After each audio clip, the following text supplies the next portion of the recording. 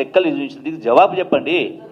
దీనికి జవాబు రాసి పంపండి, నేను సంతకం చేసి పంపిస్తున్నా. సారాంశం ఇదే కదా, సారాంశము ఇదే కదా. పరీక్ష పాస్ ఆ ఫెయిల్ అనేది పరీక్ష రాస్తేనే కదా.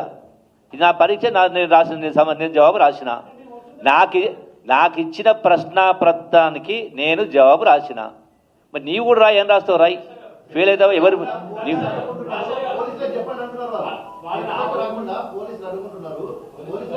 అరే మరే ఈ డొంక తిరుగుడు, ఈ సాకులు చెప్పొద్దు, లంగ సాకులు చెప్పొద్దు. మరి నీవు జవాబు రాసి వాడు అడుగుంటాడా?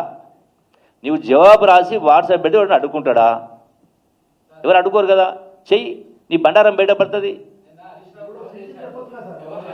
ఇక మాటలు వద్దు.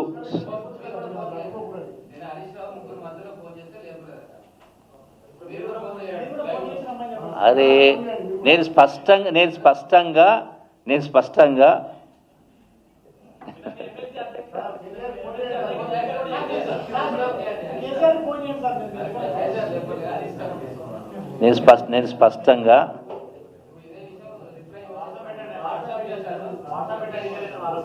పెడుతున్నట్టు కదా.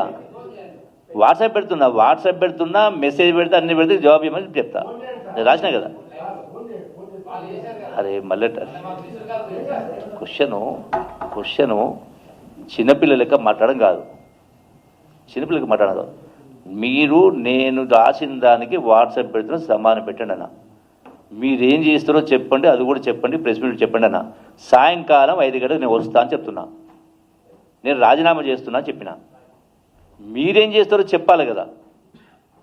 డొంక తిరుడు సమానం వద్దు, దీనికి జవాబు పెట్టండి. మీరేం చేస్తారో చెప్పి రాడాడికి. నేను రుజువు, మీరు ఏం చేస్తారో చెప్పి రాడాడికి. మీరు రాజీనామా చేస్తారా, పార్టీని రద్దు చేస్తారా? నేను చెప్పినా, నేను కట్టుబడి ఉన్నా. అది మీరు ప్రెస్ మీట్ చెప్పండి, మీరేం చెప్పండి. ఎవరు తోక ముడిచిండ్రు, ఎవరికి పౌరుషం ఉంది, ఎవరికి రోషం ఉంది? పాలమూరు పౌరుషమా ఉందా లేదా, ఇంకోటి కలవకుండా పౌరుషం తేలిపోతుంది కదా. Thank you.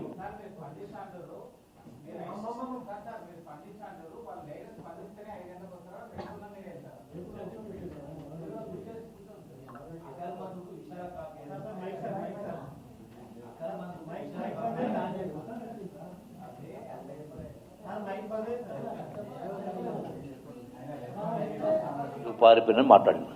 క్వశ్చన్ అది కాదు. అందుకే నేను పోనీ మీరు దీనిపైన చెప్పడానికి ఎట్లా చెప్పాలా వెనుక